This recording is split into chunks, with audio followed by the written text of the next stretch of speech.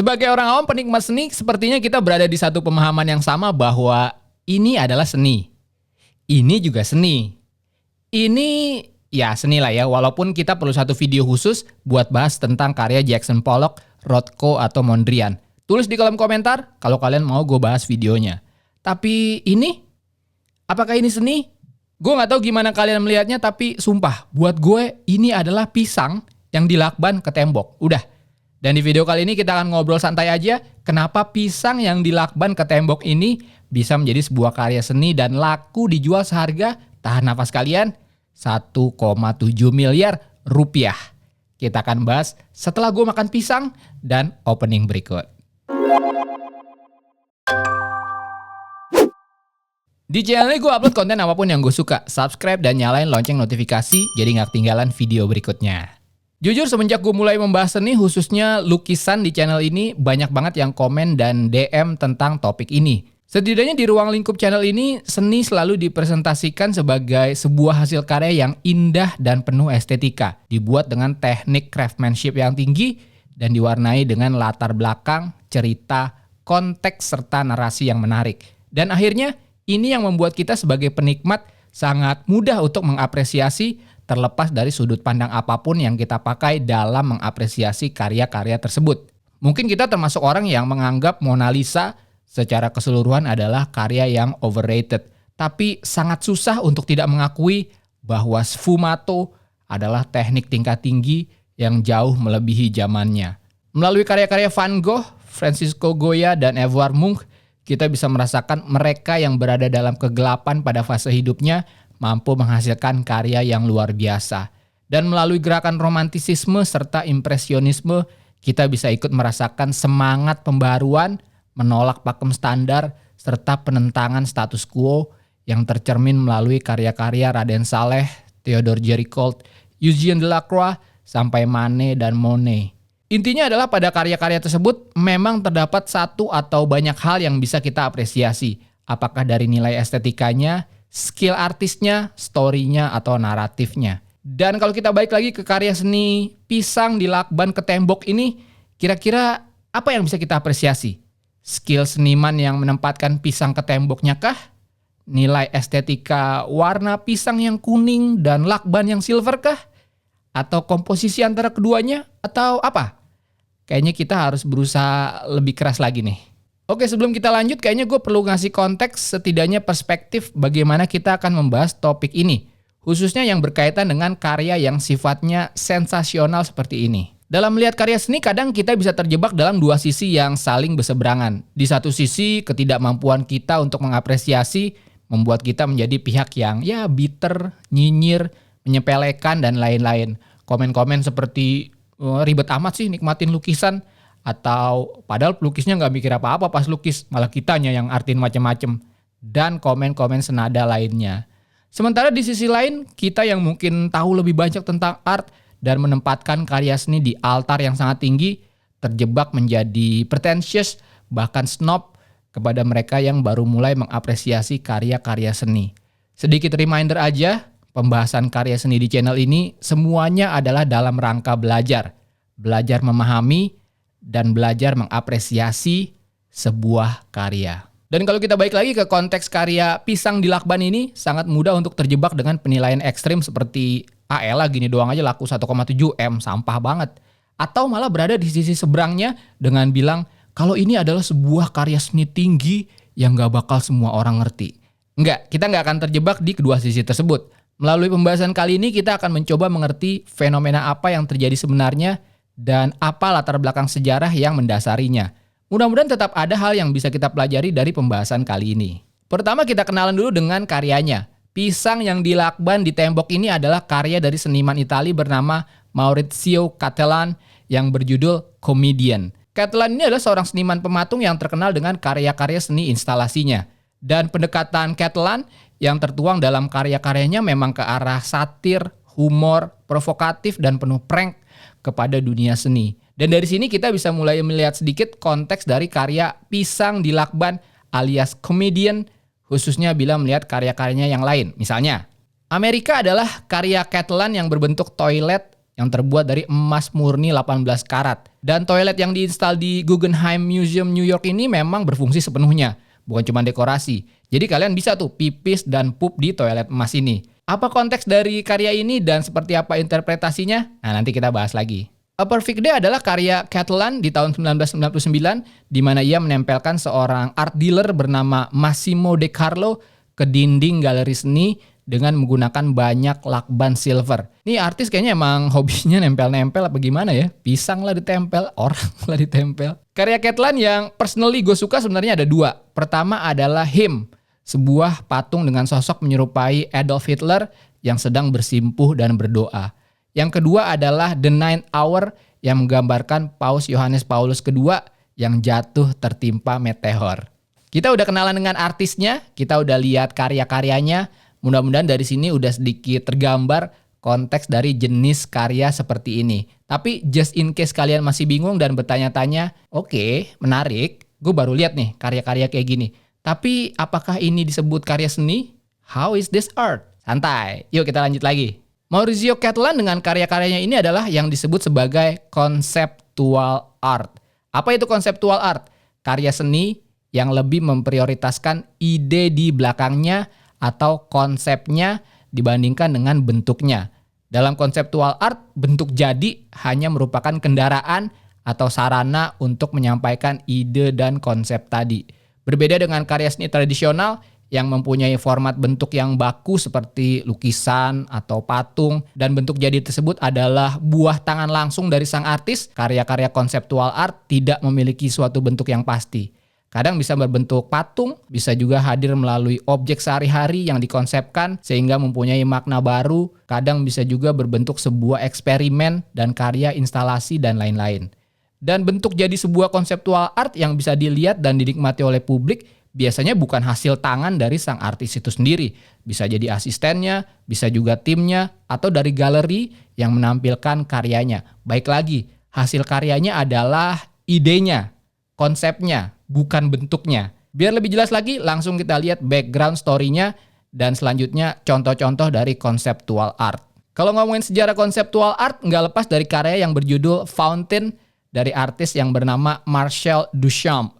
Dan cerita menarik tentang Fountain dan Duchamp boleh dibilang menjadi awal munculnya ide tentang conceptual art. Jadi ceritanya di tahun 1917, The Society of Independent Artists, di mana Duchamp adalah salah satu directorsnya, membuat sebuah pagelaran seni. Seperti yang terlihat dari posternya yang bertuliskan No Jury, No Prizes. Idenya adalah menampilkan karya seni apapun yang disubmit ke pagelaran ini. Nah, secara diam-diam, Duchamp mengirimkan karya berjudul Fountain, berbentuk sebuah toilet atau urinoir, bertuliskan R. Mudd, nama alias pemilik karya tersebut, beserta tahunnya 1917. Dan ternyata karya tersebut ditolak oleh pihak penyelenggara dengan berbagai alasan, antara lain tidak bermoral, vulgar, absurd, dan bahwa urinoir tersebut adalah tidak lebih dari objek yang biasa kita lihat sehari-hari, bukan sebuah karya seni. Duchamp pun marah, langsung mengundurkan diri dari The Society of Independent Artists, kemudian menerbitkan sebuah jurnal yang membahas kasus tersebut. Dan mengutip dari jurnal tersebut, kita akan mungkin lebih memahami tentang akar dari sebuah conceptual art. Kalimat jurnal tersebut berbunyi, "Whether Mr. Mudd with his own hand made the fountain or not has no importance. He chose it. He took an ordinary article of life, placed it so that its useful significance disappeared under the new title and point of view, created a new thought for that object." Gue terjemahin sekaligus menyimpulkan beberapa poin penting dari potongan kalimat jurnal tersebut, yaitu 1. Nggak penting seorang artis bikin karyanya atau enggak. He chose it. Dia milih. Dalam konteks konseptual art adalah dia milih barang tersebut sebagai kendaraan dari idenya. 2. Mengambil barang keseharian, meletakkannya di galeri sehingga fungsi aslinya hilang, dan membuat judul dan point of view baru dari objek tersebut. 3. Munculnya pemikiran-pemikiran baru tentang objek tersebut. 3 hal ini merupakan akar dari sebuah conceptual art. Dan selalu ingat 3 hal ini pada saat kalian melihat sebuah conceptual art. Sebelum kita lebih jauh melihat contoh-contoh conceptual art yang menarik, kayaknya kita udah bisa balik lagi nih ke karya berjudul Comedian alias Pisang di Lakban dari artis Maurizio Cattelan. Kalau kita lihat 3 ide besar dari sebuah konseptual art tadi, lalu kita cocokkan dengan karya ini, kayaknya kita udah bisa melihat benang merahnya nih. Yang pertama jelas kalau Catalan sebagai artis tidak membuat pisang dan lakban tersebut, tapi dia memilih 2 objek tersebut sebagai kendaraan dari idenya atau konsep karyanya. Dan jelas dia menghilangkan fungsi aslinya dan membuat judul serta point of view baru dari kedua objek tersebut. Dia nggak memberi judul pisang dilakban ke tembok. Dia memberi judul comedian. Baik lagi, itu bagian dari ide dan konsep beliau sebagai sang artis.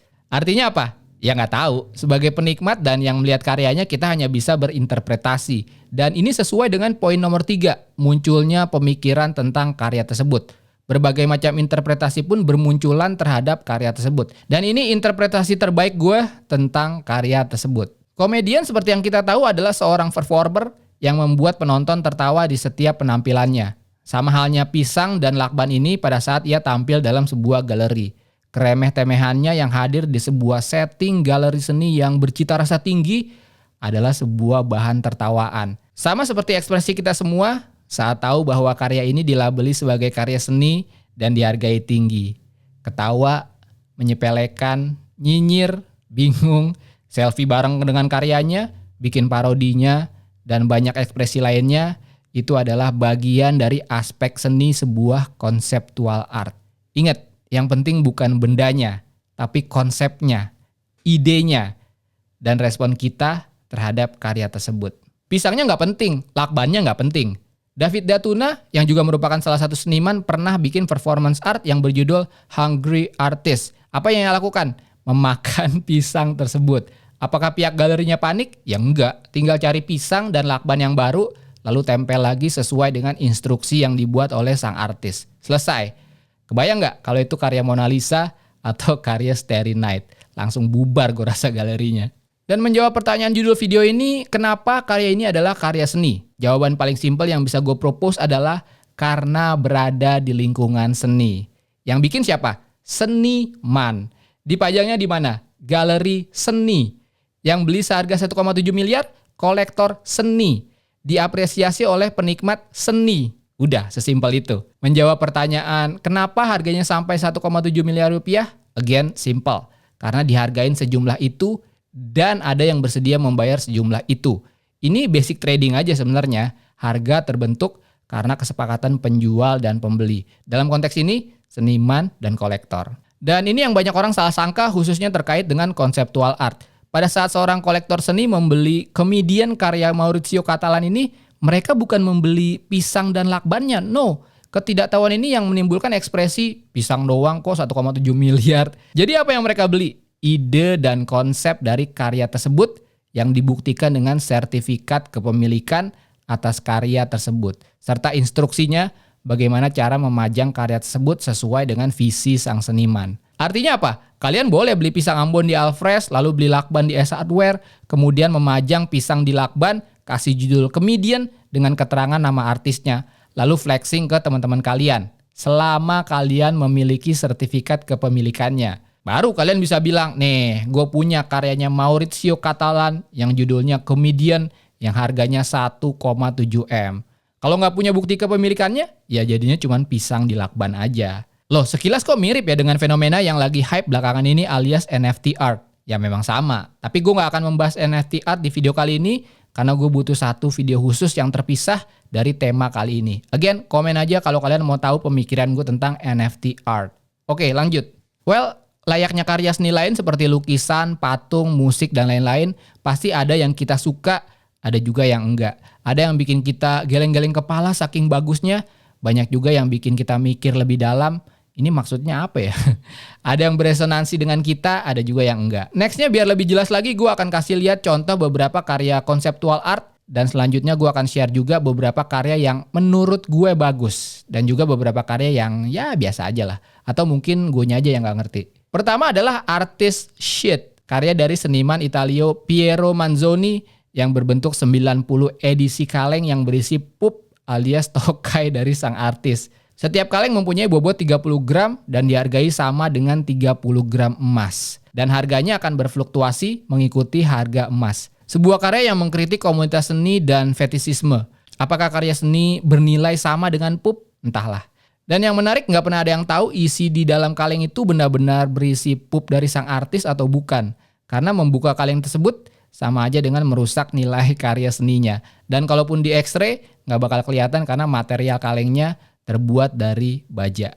Nah lagi nih, karya dari Joseph Kosuth yang berjudul One and Three Chairs, yang menampilkan sebuah kursi, foto dari sebuah kursi, dan definisi kursi dari sebuah kamus, sebuah objek, gambar, dan kata-kata. Dari ketiganya, mana yang benar-benar bisa merepresentasikan kursi? Sebuah pertanyaan eksistensial yang coba dilempar oleh sang artis kepada kita yang melihat karya tersebut. Masih ingat kan? Ide dari sebuah konseptual art, memilih objek sehari-hari, menghilangkan fungsi aslinya, lalu memberi konteks dan perspektif baru terhadap benda tersebut. Selanjutnya kita akan lihat dulu beberapa konseptual art yang menurut gue, ini maksudnya apa ya? Pertama, karya dari seniman Damien Hirst yang memperlihatkan ikan hiu yang diawetkan dengan formalin dan dipajang melalui gelas kaca. Gue gak ngerti maksudnya apa, ditambah dengan judulnya yang panjang dan bikin tambah pusing, yaitu The Physical Impossibility of Death in the Mind of Someone Living. Ada yang tahu artinya? Komen di bawah. Nextnya masih dari seniman Damien Hirst adalah karya seri spot paintingnya yang menunjukkan bentuk bulat warna-warni yang disusun dengan secara terstruktur.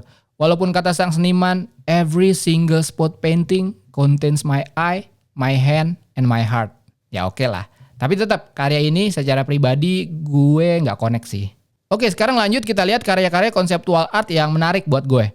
Sebagai orang kreatif yang emang sehari-hari bergelut dengan ide dan konsep, gue tuh sangat excited melihat karya-karya dari konseptual art ini. Pertama, karya dari Robert Morris yang berjudul Box with the Sound of Its Own Making. Dari judulnya aja kayaknya karya ini udah bisa menjelaskan sendiri ini apa. Karya ini adalah berbentuk sebuah kotak yang di dalamnya berisi rekaman suara-suara pada saat kotak ini dibuat. Jadi kita bisa dengar tuh suara palu diketok-ketok, suara gergaji pada saat memotong kayunya, dan lain-lain. Sebuah karya minimalis yang mengingatkan kita tentang adanya dan pentingnya sebuah proses di balik sesuatu. Yang kedua, gue suka karya dari seniman Ian Byrne yang berjudul Xerox Book di tahun 1968. Sebuah karya eksperimental di mana Ian Byrne memfotokopi selembar kertas putih, lalu hasil dari fotokopi tersebut difotokopi lagi, dan itu dilakukan berulang-ulang hingga 100 kali, lalu dikompil menjadi sebuah buku. Menarik melihat kertas putih akhirnya penuh dengan bercak-bercak hitam setelah direproduksi berulang kali. Dan yang ketiga, terakhir, karya yang paling gue suka adalah karya dari Felix Gonzalez Torres yang berjudul Untitled Perfect Lovers. Karya yang berbentuk dua jam dinding yang identik, diletakkan sejajar, dan jarum jam antara keduanya disinkronisasi secara bersamaan sehingga bergerak dengan detik, menit, dan jam yang sama. Sekilas karya ini terlihat biasa aja. Apaan sih nih? Cuma 2 jam dinding yang bergerak secara bersamaan doang. Namun pada saat mengetahui background story di balik karya ini, jujur gue agak sedikit merinding sih. Jadi ceritanya karya ini dibuat oleh Felix Gonzalez Torres sebagai respons dari peristiwa terdiagnosanya pasangan dari Torres yaitu Ross Laycock yang mengidap penyakit AIDS. Jauh berbeda dengan sekarang, di tahun 80-an, terdiagnosa dengan AIDS berarti menunggu waktu kematian datang menjemput. Dan karya Untitled Perfect Lovers melalui 2 jam dinding yang berdetak secara bersamaan adalah simbolisasi denyut jantung antara Torres dengan pasangannya. Kedua jam dinding tersebut pada akhirnya tidak akan bergerak dengan sinkron lagi, lalu salah satu akan berhenti. Pasangan dari Torres pun akhirnya meninggal di tahun 1991, sementara Torres pun meninggal di tahun 1996. Di dalam catatan kasar konsep dari karya Untitled Perfect Lovers ini, Torres menyertakan sebuah surat yang bertuliskan, Lovers, 1988. Don't be afraid of the clocks. They are our time. Time has been so generous to us. We imprinted time with the sweet taste of victory. We conquered fate by meeting at a certain time in a certain space. We are a product of the time.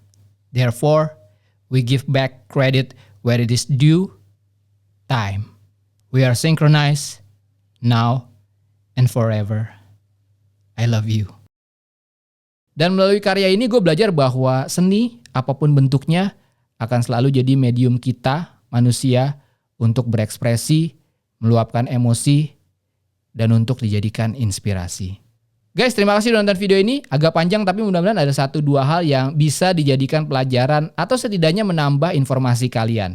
Nah, menurut kalian sendiri gimana dengan video-video seperti ini? Suka atau nggak suka? Gimana tanggapannya? Tulis di kolom komentar. Pertanyaan buat kalian, dari penjabaran tentang konseptual art tadi, mana karya yang kalian suka? Atau kalian bisa Google sendiri konseptual art, lalu cari yang kalian suka, baca-baca, terus ceritain di kolom komentar. Gue tunggu ya, biar kita bisa sama-sama belajar juga. Seperti biasa, klik like kalau kalian suka video ini, dislike aja kalau nggak suka. Follow Instagram gue Tangan Belang, cek link di deskripsi untuk informasi lebih lanjut tentang video ini. Thanks for watching, I'll see you next time.